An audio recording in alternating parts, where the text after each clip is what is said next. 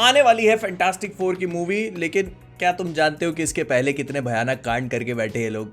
मैं बताऊंगा भाई। मैं जब इसमें डीप डाइव करने बैठा तो आई रियलाइज्ड कि Superman movies, Batman movies, justice, ये सब बच्चे हैं। जो एक्चुअल कांड करे वो फैंटास्टिक फोर के फिल्म मेकर्स ने करे। मतलब बस इतना कहना चाहता हूँ स्टार्टिंग में माहौल बनाने के लिए कि वीडियो स्टार्ट एक मास्टरपीस से होगा और एंड में भी दूसरा मास्टरपीस है। तो अच्छा चलो ठीक है, तुम बताओ कि तुम्हें क्या लगता है फैंटास्टिक फोर की कितनी मूवीज आई हैं? जितनी तुमने सोची, क्योंकि 3 ही मेजर सबको पता है, तो उसमें एक ज्यादा है, मतलब चौथी मूवी है। हालांकि वो किसी ने देखी नहीं, लेकिन भाई आया है तुम्हारा, एक एक चीज बता के जाएगा, मैं देख के बैठा हूं। तो देखो हुआ क्या कि 1990s में मार्वल वालों ने अपने कैरेक्टर्स की राइट्स बेचनी शुरू करी और उसमें फैंटास्टिक फोर भी आते थे। अब जो 2005 में हम लोगों ने फैंटास्टिक फोर की पहली मूवी देखी थी ना, वो एक्चुअली उसकी पहली मूवी नहीं है। हुआ क्या कि एक German film maker Constantine films ने इनकी राइट्स खरीदी और जो इनका कॉन्ट्रैक्ट था उसके हिसाब से इनको हर कुछ सालों में एक फिल्म बनानी पड़ेगी, जिस वजह से ये अपने उस कैरेक्टर की राइट्स को रिटेन कर पाए। लेकिन परेशानी की बात ये थी कि इनके पास 1994 में इतने पैसे थे नहीं कि एक फुल फ्लेजेड सुपर हीरो के ऊपर फीचर फिल्म बना दे। तो इसीलिए इन लोगों ने एक बी ग्रेड प्रोड्यूसर के साथ टीम अप किया और एक एशकन कॉपी बनाई। अब एशकन कॉपी फिल्म मेकिंग टर्म्स में एक ऐसी मूवी होती है जो कि कभी रिलीज ही ना हो, मतलब उस मूवी को इसीलिए बनाया जा रहा है ताकि राइट्स को रिटेन करके रखा जाए और उसको कभी पब्लिक के लिए रिलीज ना किया जाए। तो हुआ क्या, एकदम सड़े प्रोडक्शन, सड़े बैकग्राउंड म्यूजिक और एक्टर्स वगैरह ठीक ठाक थे, इन लोगों को मिलाकर के एक पिक्चर बनाई गई। और जब एवी एरेट, जो कि मार्वल के एग्जीक्यूटिव है और उन्होंने बहुत सारी स्पाइडरमैन मूवीज और आप मॉडर्न टाइम्स में जो सिनेमा देखते आ रहे हो वो बनाई है, जैसे ही उनको इस बारे में पता चला तो उनको लगा कि यार फैंटास्टिक फोर की तो ब्रांड रेपुटेशन पूरी तरह से डिस्ट्रॉय हो जाएगी। तो उन्होंने इस फिल्म की सारी कॉपीज खरीदी अपने पैसे देके और उनको जलवा दिया, जिस वजह से ये मूवी रिलीज होना तो छोड़ दो, किसी ने देखी तक नहीं। लेकिन फिर इसके पायरेटेड वर्जन्स आने शुरू हुए और अभी ये पूरी की पूरी मूवी अगर तुम देखना चाहते हो तो YouTube पे अवेलेबल है। लेकिन इतना कष्ट उठाने की क्या जरूरत है? मैं हूं ना एक एक चीज बताने के लिए बैठा हूं। तो देखो, जब ये मूवी आप देखना शुरू करते हो ना, तो इसमें सबसे पहली चीज एक दिमाग में जो आती है, इन लोगों ने लोअर एक्यूरेट चीजें करने की कोशिश करी, कॉमिक बुक के हिसाब से सब कुछ फॉलो किया। डॉक्टर डूम को मेन विलन भी रखा हुआ है और जो एक्टर्स हैं उनके परफॉर्मेंसेस भी काफी कन्विंसिंग हैं।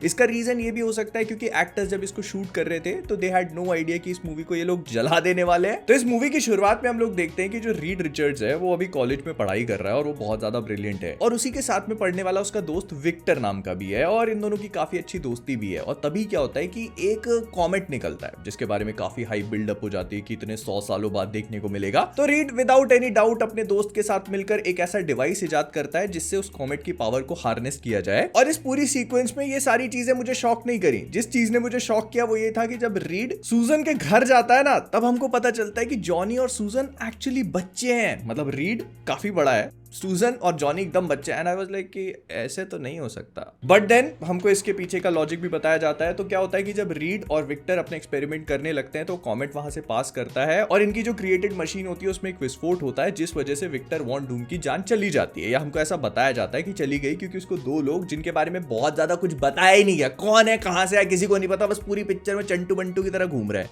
तो ये 2 लोग इसको उठा करके लेके चले जाते हैं हॉस्पिटल से। अब रीड विक्टर की डेथ के लिए अपने आप को गिल्टी मानता है। अब ये सारी चीजें हो जाने के बाद पूरे 10 साल का टाइम जंप है जहां पर जॉनी और सूजन दोनों बड़े हो चुके हैं। लेकिन देखो क्वेश्चनेबल तो अभी भी है, क्योंकि जब पहला सीन दिखाया जाता है तो उसमें लगता है कि यार ये 12-13 साल से ज्यादा बड़ी नहीं हो सकती, और उस टाइम पे आई थिंक रीड 20-22 साल का था। मे बी 90s का दौर एंड एवरीथिंग वाज फाइन, तो सब चल जाता था तब। अब इस पूरी चीज को जब 10 साल निकल गए, रीड अभी भी विक्टर की मौत का गिल्ट अपने सिर पे लिए घूम रहा है, उसके कंधे के ऊपर बहुत ज्यादा बोझ है। और फिर से ये कॉमेट एक बार फिर से निकल रहा है, लेकिन अब ये लोग सोचते हैं कि हम अर्थ पे बैठ के नहीं, इसको स्पेस में जाके विटनेस करेंगे। तो रीड अपनी पूरी टीम बनाता है, गवर्नमेंट इस पूरे प्रोजेक्ट को फंड कर रही है। इसका दोस्त बेन जो है वो शिप को पायलट करने के लिए तैयार हो जाता है, जो कि काफी हद तक कॉमिक बुक एक्यूरेट है। लेकिन सूजन और जॉनी इसमें क्यों जाते हैं, ये इनकी क्वालिफिकेशन क्या है खूबसूरती के अलावा मुझे नहीं पता। मतलब रीड एक बार सूजन के घर में जाता है, वो देखता है ओह ये तो बड़ी हो, आ जाओ स्पेस में चलते हैं। आई मीन दिस इज जो सीन मैंने देखा वो मैं बता रहा हूं तुमको। खैर, तो अब ये स्पेस में जा रहे हैं, लेकिन इस पूरी चीज का लॉजिक टिका हुआ है एक हीरे के ऊपर। नहीं, इनकी स्पेसशिप में एक डायमंड है जो बहुत ही वियर्ड सा दिखता है, उसको रख के ये लोग स्पेस में जा रहे हैं ताकि शायद उस कॉमेट की पावर को हार्नेस कर सके एक बार फिर से, जो उसने 10 साल पहले करने की कोशिश करी थी। लेकिन यहाँ पे कैच ये है कि वो असली डायमंड एक्चुअली में कोई चोरी कर लेता है। क्यों नहीं पता, बस अच्छा लगा तो ले लिया। लेकिन क्योंकि रीड को इस बारे में कोई कानो कान खबर नहीं थी, तो ये अपने एल्यूमिनियम फॉइल से बने हुए स्पेस सूट्स पहनकर स्पेस में जाते हैं, वहां पर नकली हीरे के साथ उस रेडिएशन को लेने की कोशिश करते हैं, और तब रीड को लगता है ओ फक, ये तो नकली। खैर अब तो बहुत देर हो चुकी है एंड दे डाई।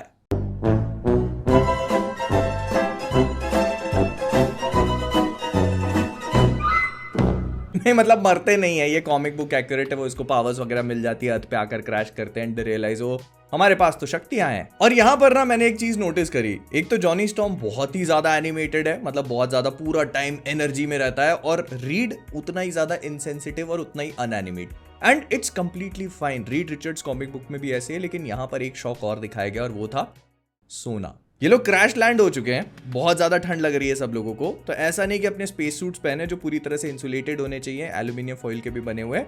एक काम करते हैं, रीड उसको कहता है जॉनी को, तू अपनी पावर्स यूज कर, आग जला और रात भर जलने देना, मैं यहीं बाजू में तेरी बहन के साथ सो रहा हूं। This happens.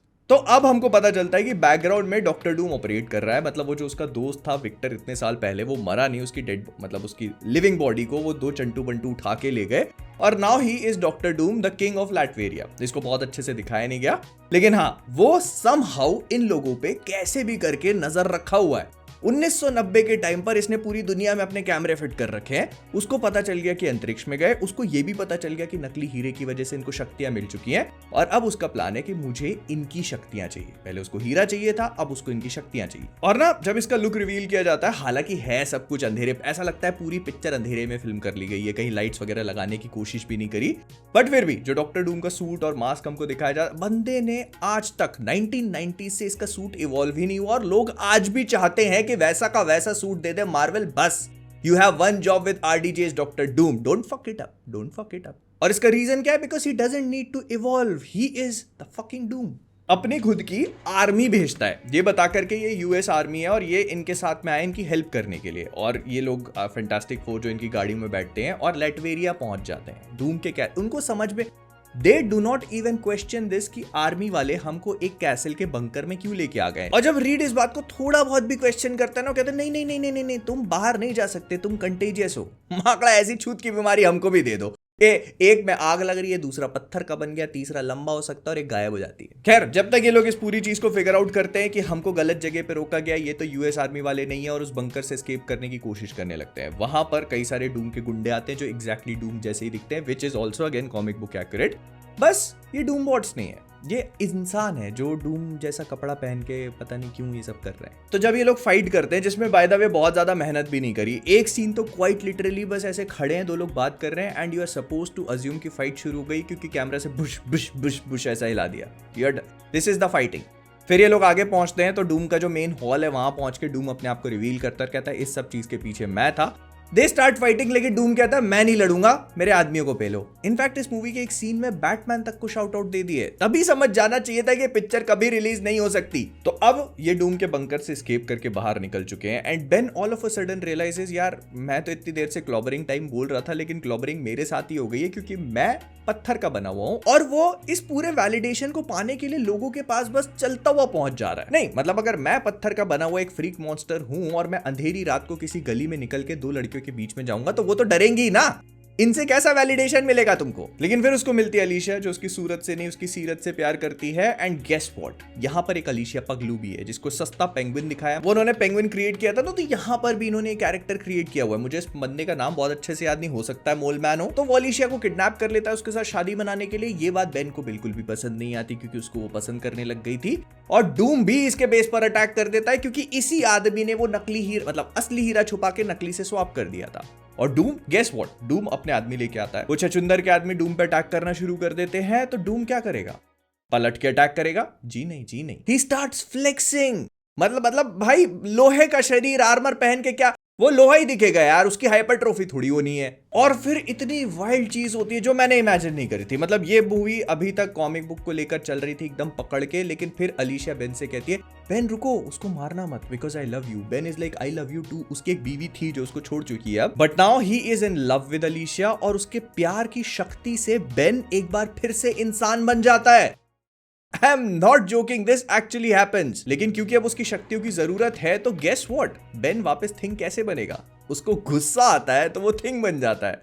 और हल क्या है यार, खैर 1990s फॉर यू। तो ना ये सारी चीजें देखने के बाद मुझे इस बात का रियलाइजेशन हुआ कि हम मूवी के थर्ड एक्ट में हैं और हमको 45 मिनट्स के आसपास ही हुए हैं। मतलब सिर्फ 40 मिनट में रीड को बच्ची सूजन से प्यार हुआ, ये लोग स्पेस में गए, इनको पावर्स मिल गई, नीचे आने के बाद इनका ब्रेकअप हुआ, फिर उसके बाद टीम अप हो गया, थिंग इंसान बन गया, इंसान से वापस थिंग बन गया और ये लोग डूम के घर पहुंच के एक बार फिर से लड़ने को तैयार। एंड तुमको याद दिला दूं अगर भूल गए थे तो, क्योंकि हम लोगों ने 10 मिनट पहले यहां पर एक फाइट सीक्वेंस देखी थी जहां से फैंटास्टिक फोर भाग के निकले थे, तो अब वही सेम फाइट सीक्वेंस रिपीट हो रही है, बस इनको अपने सूट्स मिल चुके हैं और डूम इनको एक ऐसे लाइट बीम में ट्रैप कर लेता है। ठीक है, उसने एक सामने डिवाइस रखा हुआ है जो इनके ऊपर बीम मार रहा है और उस वजह से लोग ट्रैप हो चुके हैं और वहां आकर वो अपने हाथों से क्या मजा आ गया भाई। और डूम भाई अपने क्या एक्सप्रेशन, क्या रिएक्शन, क्या मैं बता रहा हूं, ये डॉक्टर डूम आज के टाइम पे आता मीम मटेरियल। नहीं यकीन आ रहा, तुम देख लो, खुद देख लो।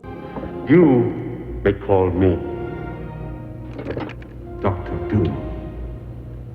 Bro knew the whole deal. उसको लग रहा था कि देखो ये देखकर ऑडियंस तो इंप्रेस होगी नहीं, कम से कम सूजन ही हो जाए। तो डॉक्टर डूम ने जो इतना लंबा चौड़ा अपना पूरा डिवाइस लगाया हुआ था ना, वो एक बहुत बेसिक एलिमेंट भूल गया कि इनको बांधना भी होता है। अगर किसी को आप अपना बंदी बना रहे हो तो उसको बांधो तो सही, मतलब उसके नाम में ही बंधन है। तो रीड अपनी टांग लंबी करता है, उस डिवाइस को गिराता है एंड दे आर फ्री। फिर वहां पर एक एक्शन सीक्वेंस होती है, गेस व्हाट, डूम अभी भी कहता है मैं हाथ नहीं उठाऊंगा, सिर्फ डायलॉग मारने के लिए उंगलियां चलती हैं।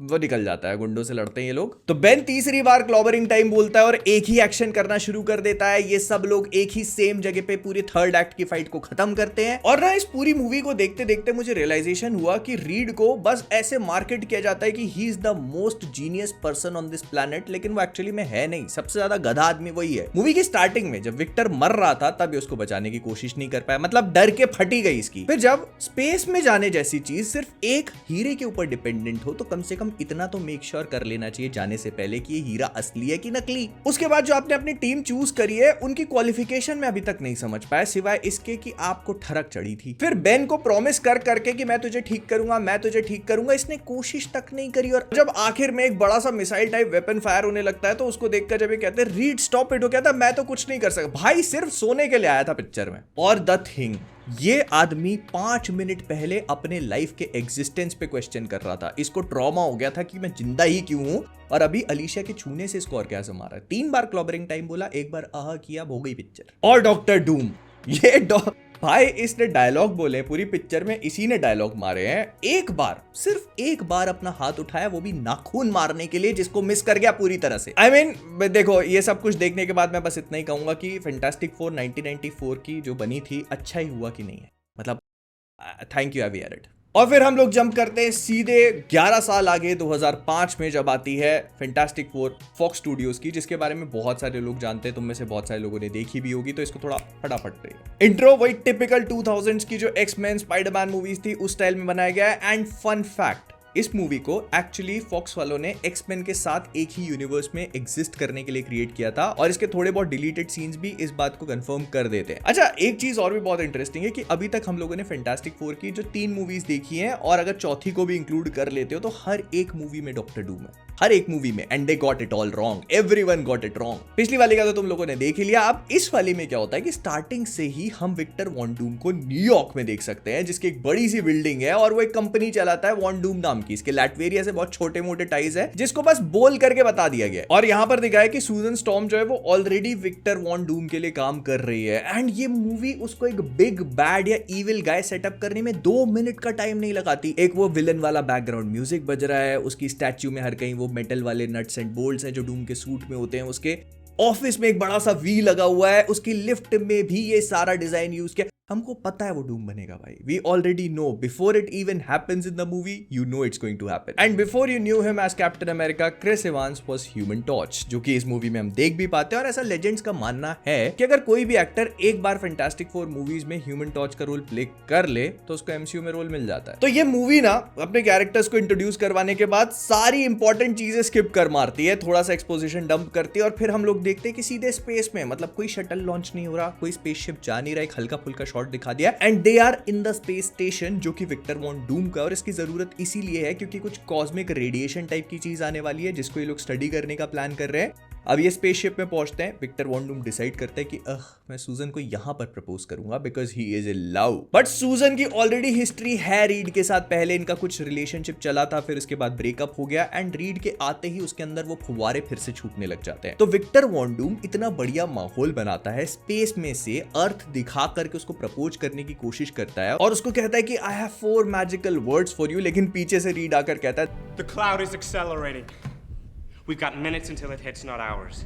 ये भी 4 शब्द ही हैं। तो हुआ कुछ ऐसा कि जो रीड की कैलकुलेशन थी उससे पहले ही ये पूरी चीज हो जाती है, मतलब जो इवेंट होना रहता है, वो जो पूरी रेडिएशन आनी होती है वो आकर के इनके पूरे स्टेशन पे टकराती है।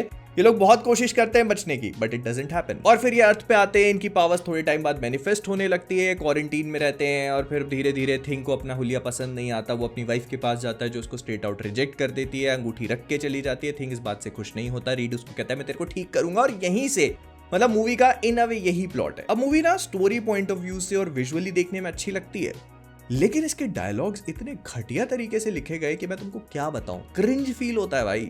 डूम अर्थ पे तो आ गया लेकिन अभी भी उसको सूजन चाहिए। उसका असिस्टेंट डूम से कहता है कि सर आप you can have any other woman on this planet. That's why. Because I could have any other woman. वो रीड के साथ खाना खा रही है एंड जैसे सारी चीजें कम है ना, तो मूवी ने एक अलग ही हद पार कर रखी है फीमेल कैरेक्टर को सेक्सुअलाइज करने की। मतलब मैं समझ रहा हूँ कि 2000s का टाइम था, लेकिन भाई अगर इनविजिबल वुमेन है तो वो वैसे भी इनविजिबल हो सकती है अगर वो किसी को इनविजिबल कर दे रही है तो, स्पेशली तब जब वो कॉमिक बुक्स में पावर रखती है किसी दूसरी चीज को भी इनविजिबल कर देने की, तो मतलब उसको कपड़े उतारने की जरूरत नहीं पड़नी चाहिए। मतलब बेन ग्रिम द थिंग बन चुका है, उसको अपने अंदर अपनी फिजिकल अपीयरेंस का एक ट्रॉमा है, वो अपने खुद के क्रिएट करे हुए एक्सीडेंट से लोगों को बचाने की कोशिश कर रहा है। रीड रिचर्ड्स हेल्प कर रहा है, जॉनी भी हेल्प कर रहा है, सूजन का है कपड़े उतार रही है। Wow, you've been working out. Shut up! और जो मैंने तुमको पिछली मूवी में कहा था ना कि Reed Richards comes out as the most dumbest fucking person on this planet, इस मूवी में भी इसने कांड करे। मतलब तुम ये बात सोचो कि एक स्पेस स्टेशन पे 5 लोग थे, उन 5 को वो वेव हिट होती है जिसमें से 4 को पावर्स मिल गई है, तो 5वें को भी मिली होंगी ना, बस वो बता नहीं रहा है। लेकिन पावर क्या मिली है? बिजली बनाने की। नहीं मैंने बोला था ना तुमको कि none of them got Doctor Doom right. तो इन मूवीज का जो डॉक्टर डूम का वर्जन है वो सिर्फ अपने उंगली और हाथों से इलेक्ट्रोकाइनेटिक है, बिजली प्रोड्यूस कर सकता है ये आदमी और कुछ भी नहीं, और उस चक्कर में पूरा शरीर वरीर खराब हो चुका है। लोहे का अंदर से एक ऐसा मेटालो ऑर्गेनिक एलॉय टाइप का कुछ बनता जा रहा है, मतलब उसकी स्किन जो है वो मेटल की बन गई है और ऐसे डॉक्टर डूम में जात हो गया। और ये इसकी सबसे बड़ी पावर नहीं है, इसकी सबसे बड़ी पावर है मैनिपुलेशन। ये क्या करता है, बेन को आकर के मैनिपुलेट करना शुरू करता है, कहता है देख रीड तो तेरा ध्यान रख ही नहीं रहा। उसने कैसे, मैं जानना चाहता हूं कि उसने कैसे बैक्स्टर बिल्डिंग में अभी भी कैमरे लगा रखे। मैं मानता हूं कि उसी का इक्विपमेंट यूज कर रहे हैं, लेकिन रीड इतना तो चूतिया नहीं हो सकता कि उसको इस बात का ख्याल भी ना आए कि विक्टर सब कुछ देख सकता है। At this point this is not even a secret कि वो तुम्हारा दुश्मन है भाई, तो उसकी लड़की को अपने साथ लेके घूम रहा है यार। तो रीड और सूजन गए हैं डेट पे। बाय द वे जो वो विजनरी और जो स्मार्टेस्ट पर्सन अलाइव वाली चीज थी ना, वो यहां पर मुझे लगता है कि फिट बैठती है, क्योंकि रीड विजनरी तो था, उसने 2000 में अपना फेस मैनिपुलेट करके गीगा चैट का बना लिया था। I mean if this is genius. और यहीं पर एक छोटा सा डिलीटेड सीन भी है जहां पे रीड इसके बाद वोल्वरीन का फेस बनाता है। So ya they try to keep it canon. तो डूम बेन से कहता है कि रीड तो चला गया, वो तो डेट पर है, तेरे को ठीक करने के बारे में नहीं सोचा, जबकि वो सोच रहा था, ही वाज प्लानिंग। मतलब वो जो उसकी मशीनरी है वो पूरी तरह से परफेक्ट नहीं हुई थी, इसीलिए वो बेन के ऊपर एक्सपेरिमेंट नहीं करना चाहता था। तो जब बेन आता है उसके साथ लड़के जाता है तो रीड अपने खुद के ऊपर एक्सपेरिमेंट करता है और अपने आप को काफी बुरी तरह से इंजोर कर लेता है। अब डूम बेन को उसी कमरे में उसी मशीन में लेके आता है, रीड बगल वाले कमरे में सो रहा है और उसको पता भी नहीं चलता कि हो क्या रहा है। तो डूम ने अपनी बिजली का इस्तेमाल किया, बेन को ठीक कर दिया, ही इज कंप्लीटली फाइन। वो कहता है देख मेरी जिंदगी मुझे वापस मिल गई, कहता है हाँ मुझे भी। और डूम उसको मार के वहां फेंकता है, बिकॉज डूम का प्लान अब सक्सेसफुल, उसके रास्ते में थिंग नहीं आएगा। वो रीड को किडनैप करके लेके जाता है, उसको जमाने की कोशिश करता है, बिकॉज रबर को अगर जमाने की कोशिश करो तो वो मर जाएगा। और बस फिर इनकी आपस में फाइट होती है, जहां पर मेरे को समझ भी नहीं आता ये किसने इस मूवी के डायलॉग लिखे हुए हैं। ये सुनो। Susan, let's not fight. No, let's. और बस आखिरी में ये लोग अपनी सारी शक्तियों को कंबाइन करके कैप्टन प्लैनेट नहीं मतलब डूम को रोक देते हैं, बिकॉज वो ऐसे सुपरनोवा बनाता है, सूजन उसको कंटेन करती है, डूम अंदर ही बीच में होता है, उसको रैपिडली कूल कर देते हैं, तो वो बस खत्म। और ये दिखाया आखिरी में कि इसको लैटवेरिया भेज दिया जाता है, and this is the only part of Doom that connects him to Latveria, इस मूवी का एंड। लेकिन फिर भी मैं बोलूंगा कि जितनी भी फैंटास्टिक फोर मूवीज हम लोगों ने आज तक देखी है, this one has to be my favourite, क्योंकि इसमें इन लोगों ने थोड़ा बहुत ही सही लेकिन फैंटास्टिक फोर को फैंटास्टिक फोर जैसा दिखाया। उनकी केमिस्ट्री और सब कुछ एक फैमिली जैसा फील होता है, प्लस वो जॉनी स्टॉर्म को जो डिजाइन दिया गया ना, मैं पहले बोला था शायद मैंने कहीं पर कि रॉकेट जैसा डिजाइन होना चाहिए, मतलब जब वो उड़ता है फ्लेम ऑन करके तो रॉकेट इंजन जैसी आवाज आनी चाहिए, तो इस मूवी में उस डिजाइन पे इन लोगों ने काम किया and it kind of works, it looks cool. तो फॉक्स वालों ने देखा कि यार थोड़ा बहुत पैसा कमा लिया इस पिक्चर ने, ठोक पीट के निकाली थी, सक्सेसफुल हो गया, पार्ट 2 बना दो 2 ही साल के अंदर। डायरेक्टर ने कहा लेकिन इसमें मैं गैलेक्टस लेके आना चाहता हूँ, कहता कोई बात नहीं, शाम को बैठ के गांजा फूक रहे थे, धुआं देखा, बोले ये मेरा गैलेक्टस है, क्योंकि डिजाइन करवाना तो चूतियों का काम है ना। तो स्टार्टिंग में मूवी माहौल बनाती है ऐसे दिखा करके कुछ एक प्लैनेट को धुएं वाले कुछ ऐसे टेंटिकल्स हैं और वो पूरी तरह से ड्रेन कर लेते हैं, वो प्लैनेट की डेथ हो जाती है। तो लोगों ने सोचा कि शायद हमको लुक रिवील नहीं किया जा रहा है, बस माहौल बना रहे हैं, आखिरी में दिखाया जाएगा। घंटे से नहीं आता ही नहीं है भाई, धुआं ही चलेगा पूरी पिक्चर पर। तो इसका हेरल्ड सिल्वर सर्फर अर्थ पे जहां से भी होकर के निकलता है, सारी की सारी टोपोग्राफी और सब कुछ चेंज कर देता है। मतलब इजिप्ट में बर्फ गिरने लगी है, जापान में पानी जम गया, वो तो वैसे भी जम जाता है, लेकिन मतलब समझ रहे हो ना, गर्मी में ठंडी वाला एहसास, वो ग्लोबल वार्मिंग पहले ही आ गई यहाँ पर। दूसरी तरफ सूजन को शादी मनानी है और रीड उस बात से परेशान है, वो भी बनाना चाहता है लेकिन दुनिया का बोझ। तो जब सिल्वर सर्फर ऐसे उड़ करके निकलता है तो वो लैटवेरिया के ऊपर से जाता है और वहां पर वो डूम को अनफ्रीज कर देता है, मतलब doom is back again, part 2 fantastic four. मैंने कहा ना 4 पिक्चरें बनी है, चारों में डॉक्टर डूम है, none of them gets it right. तो अभी जो ग्लोबल फिनोमिनन हो रहा है, इसी चीज को स्टडी करवाने के लिए रीड के पास यूएस आर्मी के जनरल आते हैं, जिनसे उनकी पहले भी नहीं बनती, और वो कहते हैं देख के काम कर दे, मेरे लिए एक ऐसा डिवाइस बना दे जो दुनिया में जब ये फिनोमिनन होने लगे तो हमको पहले पता चल जाए। और इसका रीजन ये है कि सिल्वर सर्फर अर्थ के अंदर बड़े बड़े गड्ढे कर रहा है, मतलब या। और फिर वो क्रिंज डायलॉग्स भी वापस आ चुके हैं, जैसे कि ये वाला। So what's it take to date the Human Torch? Fireproof lingerie and a lot of Alan. Thank you. इस मूवी में भी सूजन के कैरेक्टर को अगेन सेक्सुअलाइज किया हुआ है। आई थिंक मेकर्स बार बार ये चीज भूल जाते थे कि she is also a freaking genius. इस मूवी में उसको और ज्यादा गलेबल बनाया है, which comes off as annoying at times. फिर वो जॉनी का सिल्वर सर्फर को चेस करने वाली सीक्वेंस भी है, जो हम लोग फैंटास्टिक फोर मूवी के ट्रेलर्स में भी देख चुके हैं। काफी हाई चांसेस हैं कि अभी वाली फैंटास्टिक फोर में भी इस सीन को रिक्रिएट करने की कोशिश करी जाए और ऐसे ही कुछ देखने को मिले। तो जब जॉनी सिल्वर सर्फर के पास जाता है, वो उसका गला पकड़ के उसको नीचे फेंक देता है, और तब हमको पता चलता है कि जॉनी की जो पावर्स हैं वो थोड़ी ब्रोकन हो गई है। मतलब वो जिसको भी टच करता है फैंटास्टिक फोर के मेंबर को, वो उसकी पावर्स को मतलब ऐसे हो जाता है। तो वो सबसे पहले अपनी बहन को आकर के टच करता है, जिस वजह से सूजन के पास आ जाती है आग जलाने वाली पावर और जॉनी के पास आ जाती है गायब होने वाली पावर। एंड गेस व्हाट, कपड़े उतारो। मतलब वैसे गायब होने की वजह से होता है, अब इस बार उसके कपड़े जल ही गए हैं, तो वो जमीन पे सब लोग के सामने ऐसी गिरती है जैसे उसकी पावर्स जाती है ना, तो गिरती है and everyone is like oh भाई नंगी सूजन स्टॉर्म। ह्यूमर के नाम पे भाई या। तो डूम सिल्वर सर्फर को पहले ही ढूंढ निकालता है। उसकी पावर से डूम को ये इस बात का रियलाइजेशन होता है कि वो जो पूरा इंजर्ड हुआ था ना, मतलब उसकी स्किन विन हर कहीं मेटल आ गया था, तो ही गेट्स हील्ड। और उसको समझ में आता है कि अच्छा इसके बोर्ड से ही इसको पावर्स मिलती है। तो फिर वो अपनी बिजली के अलावा जो दूसरी शक्ति है उसका इस्तेमाल करता है, एंड दैट इज मैनिपुलेशन। वो जाता है उसी जनरल के पास, उसको कहता है कि मैं रीड के साथ मिलकर एक ऐसा डिवाइस डिस्कवर करूंगा जिससे हम लोग सिल्वर सर्फर को रोक देंगे। तो वो डिस्कवर तो घंटा कुछ नहीं करता सारा काम रीड रिचर्ड्स ही है। तो ये लोग एक पूरा ट्रैप बिछा करके सिल्वर सर्फर को उसके बोर्ड से अलग कर देते हैं, जिसको ये लोग एक बंकर में लेके जाते हैं, कैद करते हैं, और फिर वहां पर डूम उसके बोर्ड के साथ खेलना शुरू कर देता है और वो जनरल उसको खेलने भी देता है। आई डोंट अंडरस्टैंड कि लोग कैसे भूल जाते हैं। अभी कुछ महीनों पहले इसने कोशिश करी थी तुम सब लोगों को जान से मारने की। क्वाइट लिटरली एक सुपर विलन है ये। और फिर यहां हमको पता चलता है कि सिल्वर सर्फर की कोई गलती नहीं, वो तो बस अपने प्लैनेट को बचाने की कोशिश कर रहा था एक गांजे से बने हुए धुएं से, जो कि बहुत ज्यादा पावरफुल है। और हाँ, सिल्वर सर्फर सूजन पगलू भी है।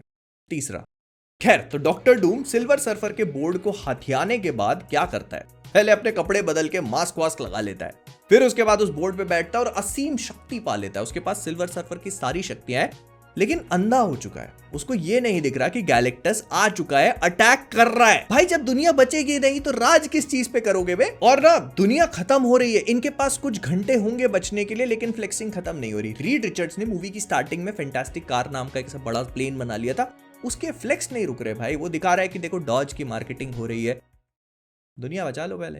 और फिर जैसे प्लेन में बैठ के जा रहे होते हैं ना, तो तुमने अगर इस मूवी के बारे में अभी तक कुछ भी मिस किया है तो यहां पर पूरा recap soon low. Okay, we're now officially enemies of the United States of America. Victor is out there somewhere with unlimited power, and we've got a giant intergalactic force that's about to destroy our planet in less than 24 hours. Did I miss anything? तो इस movie का third act होता है China में कहीं पे, because vitamin M तो पाना है भले ही चाइनीज क्यों ना हो। तो वहां पर पहुंचने के बाद doctor Doom attacks silver surfer और सूजन बीच में आ जाती है जो मर जाती है।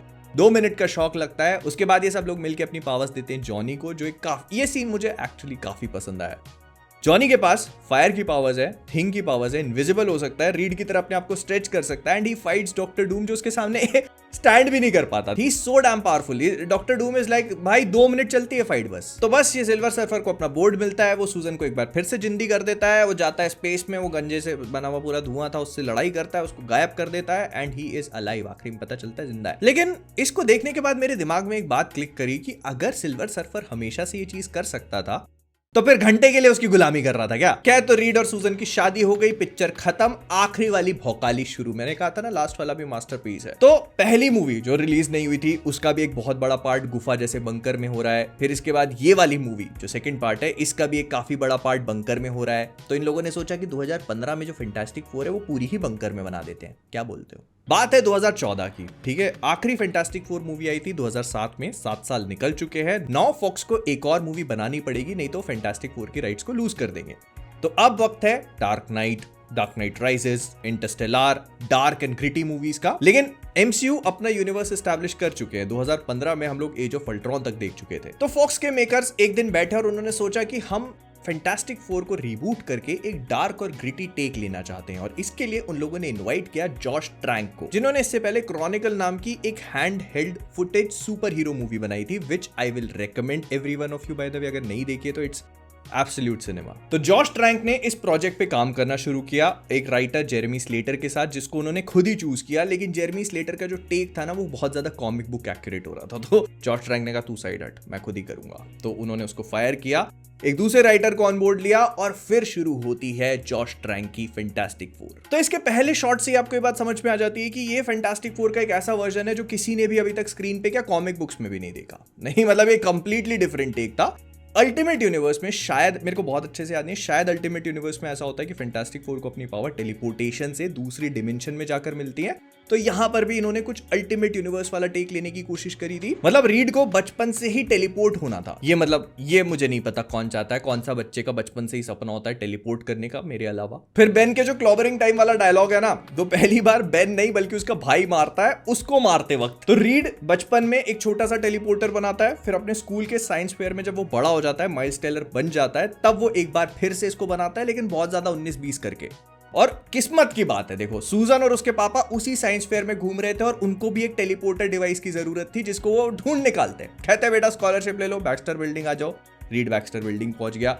टेलीपोर्टेशन डिवाइस के ऊपर एक बड़ी सी टीम बैठी हुई है, लेकिन कोई भी रीड जितना डेवलपमेंट नहीं कर पाया, because he is a fucking genius. तो बाप कहता है देखो रीड, तुमने ये मशीन डिस्कवर तो कर ली है, लेकिन तुम्हें इसको बनाने नहीं दूंगा, क्योंकि मैं एक और लड़के को काम पे लेके आना चाहता हूं, और वो है डूम। यहां पर इन लोगों ने एक और डिफरेंट टेक, भाई हर पिक्चर में एक तो डॉक्टर डूम के ऊपर डिफरेंट टेक हो जाता है। तो यहां पर विक्टर नाम है इसका, ये लैटवेरिया का नाम दिया हुआ है, बस कि लैटवेरिया से आया है, लेकिन इसमें लैटवेरिया के कोई लक्षण नहीं है।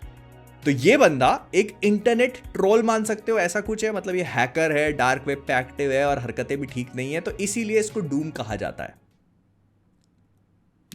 तो जॉनी आ गया, सूजन आ गई, डूम आ गया, रीड तो पहले से ही था। ये टेलीपोर्टर पे काम कर रहे हैं, पिक्चर को निकल चुके हैं 40-45 मिनट। इनको अभी तक अपनी शक्ति, ये आसपास भी नहीं है शक्तियों के। जॉश ट्रैंक को इस मूवी का जो ह्यूमन वाला पार्ट है ना, मतलब वो पावर्स मिलने के पहले वाला पार्ट, वो बहुत मजेदार लग रहा था। उन्होंने ज्यादातर पिक्चर वही निकाल दी। तो मशीन काम करने लगती है, बंदर भेजते हैं जो कि प्लैनेट जीरो, जो इस मूवी में उसको नाम दिया है, वैसे कॉमिक बुक्स के हिसाब से ये नेगेटिव जोन है। तो बंदर वहां पहुंच जाता है, इसको वापस बुला लेते हैं, एक्सपेरिमेंट सक्सेसफुल। अब ये दारू के नशे में और सोचते हैं कि नासा वाले क्यों जाएंगे, वो बड़े हरामी है, तो हम लोग जाएंगे इसमें बैठकर। तो रीड बुला लेता है बेन को, जो अपने घर अच्छा वाला सो रहा था। कॉमिक बुक्स में वो पायलट है, तो चलो ठीक है, उसका आना स्पेस में जाना डज मेक सेंस, लेकिन यहां पर तो पता नहीं क्यों। तो रीड, बेन, जॉनी और डूम ये लोग चले गए नेगेटिव जोन में, और वहां पहुंचने के बाद हो गया इनके साथ कांड। डूम की रस्सी टूटी, वो तो मर ही गया, और उसके बाद ये जब लोग वापस आए तो इनकी मशीन ही काम नहीं करी, जिस वजह से इनको एक वेव हिट करती है और सब में पावर्स आ जाती हैं। अब तुम सोच रहे होगे कि यार सूजन तो लेकिन गई नहीं, उसको पावर्स कैसे मिली? तो वो वहीं बैठे बैठे ही शक्तियां पा लेती है। मतलब this is like the easiest way to get powers भाई। बट हाँ, इसके बाद मूवी ना फैंटास्टिक फोर के ऊपर एक काफी बॉडी हॉरर टाइप की सिचुएशन क्रिएट करती है। मतलब रीड की पावर्स उसको मिली है तो पूरा लंबा खिंचा हुआ है, जॉनी जल रहा है। अगर आप टेक्निकल सेंस में सोचो ना तो पहली बार अगर किसी को ऐसी शक्तियां मिलेगी तो वो बहुत ज्यादा घबराएगा। या दिस इज एक्चुअली ट्रू, और जिस तरह से इसको दिखाया गया है हॉरिफिक फील होता है। लेकिन रीड रिचर्ड्स आजाद होता है और अपने दोस्तों को बचाने की जगह बेन, जिसको उसने नींद से उठा करके यहाँ फंसा दिया, उसको बचाने की जगह वो भाग जाता है, ये बोलकर कि मैं आऊंगा तुझे बचाने, और 1 साल तक गायब। फिर 1 साल के बाद यूएस आर्मी वाले जो अब इन तीनों के साथ मिलकर काम कर रहे हैं फैंटास्टिक 3 के साथ, वो रीड को ढूंढ निकालते हैं और फिर बेन उसको पकड़ के लेके आता। उसका आने का मूड नहीं था। और ना यहाँ पर बहुत ऑब्वियस हो जाता है कि इन लोगों ने बजट कट करे हैं, क्योंकि जब आप इस मूवी का ट्रेलर देखते हो तो यू रियलाइज कि इसके बहुत सारे सीन्स एक्चुअली मूवी में है ही नहीं, अगर है भी तो उनको बहुत ही ज्यादा टोन डाउन कर दिया गया है। जैसे फॉर एग्जाम्पल सूजन का इन कंटेनर्स को धक्का मारना, ट्रेलर में वो इनको डैमेज कर देती है लेकिन मूवी में दे बेयरली मूव। फिर मूवी के एंड में बेन ग्रिम का एक मनी शॉट था जहां वो ऊपर से नीचे कूदता है, it's not even in the movie, exist ही नहीं करता वो। तो ये लोग रीड को ढूंढ के लेके आते हैं और यहाँ पर रीशूट्स भी बहुत ज्यादा अपैरेंट हो चुके हैं, क्योंकि माइल्स टेलर एक सीक्वेंस है जहां पर उसका चेहरा कटा हुआ है, उसको वुंड्स हैं, दाढ़ी बड़ी हुई है, और उसके अगले ही सीन में वो एकदम क्लीन शेवन है और एक चोट नहीं है उसके फेस पे। आई मीन इन दोनों इमेजेस को एक बार साइड बाय साइड देखो, ये एक के बाद एक दूसरे सीन की है। और ना पता है मूवी अपने आप पर एक मेटा कमेंट्री है। इसके अंदर जो डायलॉग्स लिखे गए ना, ये सुन के देख लो तुम खुद ही। Made it ugly.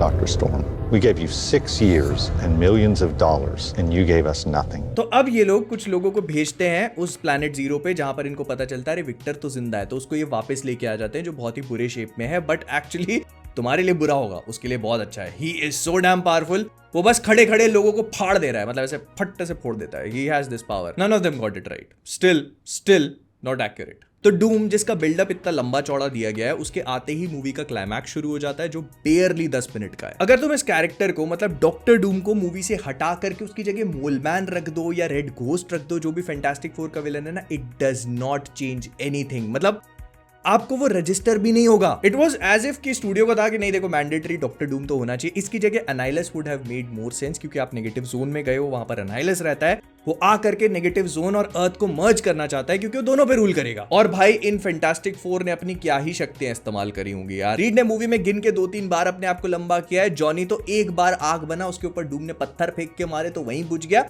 बेन ने 2 मुक्के मारे हैं, और सूजन बस पूरी पिक्चर पर ग्लास का गोला बना के घूम रही है। जो लोग उड़ नहीं सकते उनको उड़ाने का काम कर रही है। चलो कम से कम कपड़े तो नहीं उतरवाए। और पता है आखिरी में डूम को हराते कैसे हैं? नहीं मारते नहीं है उसको, मौत की तरफ धक्का दे देते हैं, अगर ये मौत है तो। एक बीम चल रही है, उस पर धक्का मार दिया, he is like dead now. और जॉनी ने कुछ खंबे तोड़े, खत्म, द वर्ल्ड इज सेव्ड। और पता है आखिरी में लोग कुछ करते भी नहीं है, जो किया उसके कोई रिपरकशंस नहीं है। एक फैसिलिटी अपने नाम करवा लेते हैं जिसमें कुछ लोग इनके अंडर में काम कर रहे हैं, और बस अपनी टीम का नाम डिसाइड करने लगते हैं, because Gotta say, it's fantastic.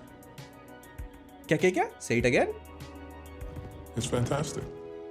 अजी घंटा, धक्कों के राजा नाम रखो अपना। और पता है इस मूवी से ज्यादा ना इसके बिहाइंड द सीन्स जो पूरी चीजें हुई हैं वो ज्यादा इंटरेस्टिंग है, वो ज्यादा एक्शन पैक्ड है। बिकॉज फॉक्स वालों ने हायर किया जॉश ट्रैंक को मूवी डायरेक्ट करने के लिए। उस बंदे ने मूवी डायरेक्ट करना शुरू करी। फॉक्स वालों ने जब इसका पहला कट देखा तो दे रियलाइज कि उन लोगों ने किस बंदे को ले लिया है, क्योंकि उसका टेक किसी के भी साथ रेजोनेट नहीं कर रहा था। तो उन्होंने साइमन किनबर्ग, जो कि एक्सपेन मूवीज पे काम कर रहे थे उस टाइम पे, और मैथ्यू वॉन जिसने किंग्समैन मूवी बनाई है, तो उनको लेके आए ताकि इस मूवी को थोड़ा सा ठीक किया जा सके। फिर उन्होंने जॉश व्हीडन की तरह रीशूट्स करने शुरू करे, मूवी का स्ट्रक्चर ही बदल दिया। ये बात जॉश ट्रैंक ने खुद कही है कि वो अपनी मूवी के सेट पे आके बैठते थे और किसी चीज को कंट्रोल नहीं कर पाते थे, because someone else was doing it. और जैसे तुमने तो बहुत ही अच्छा काम कर लिया था पहली बार जब बंदा खुद डायरेक्ट कर रहा था ना, हर किसी से लड़ाई है, स्टूडियो वालों से, एक्टर से। माइल्स टेलर की कास्टिंग के लिए ना ये बंदा स्टूडियो से लड़ गया था कि मुझे यही मिस्टर फैंटास्टिक चाहिए, और जब माइल्स सेट पे आया तो दोनों के आपस में लड़ाइयां हो रही हैं। Josh trunk wanted a black सूजन स्टॉर्म। अब क्योंकि आपने जॉनी स्टॉर्म ब्लैक कास्ट कर लिया, माइकल बी जॉर्डन, तो फिर आपको सूजन भी ब्लैक करनी पड़ेगी, विच जॉश ट्रैंक वांटेड। लेकिन स्टूडियो इसके सख्त खिलाफ था, तो फिर उन्होंने कहा अच्छा ठीक है, जॉनी तो ब्लैक रहेगा, सूजन आप वाइट कर लो। ये भाई बहन के साथ में चल रहा है, उनकी पूरी हिस्ट्री ही चेंज कर मारी अपने ईगो क्लैशेस के चक्कर में। जॉश ट्रैंक के बारे में ये कहा जाता है कि जब वो फिल्म कर रहे थे तो ही गॉट सो फ्रस्ट्रेटेड कि वो अपने एक्टर्स को कब ब्लिंक करना है, कब ब्रीथ करना है एक सीन के टाइम पर, ये सारी चीजें तक अपने कंट्रोल में रखते थे। और पता है इसको देखने के बाद 1994 वाला अनरिलीज्ड वर्जन मुझे आर्ट सिनेमा जैसा लगने लग गया। एंड आई नो अभी भी 4 लोग आकर के बोलेंगे कि भाई मैंने तो बचपन में देखी थी, मुझे तो बहुत पसंद आई थी, मेरे बचपन का प्यार है। तो वो तुम्हारे बचपन का प्यार नहीं, बचपना बायस है। एक बार अगर हिम्मत है तो आज बड़े होके एक बार फिर से देख के बताओ अगर हुए हो तो। लेकिन मुझे बड़ा टाइम हो गया, मैं जाता हूं, मेरा एडिटर वैसे ही मेरे को गालियां बक रहा होगा। चलो टाटा, लाइक कर देना, मिलते हैं अगले वाले में।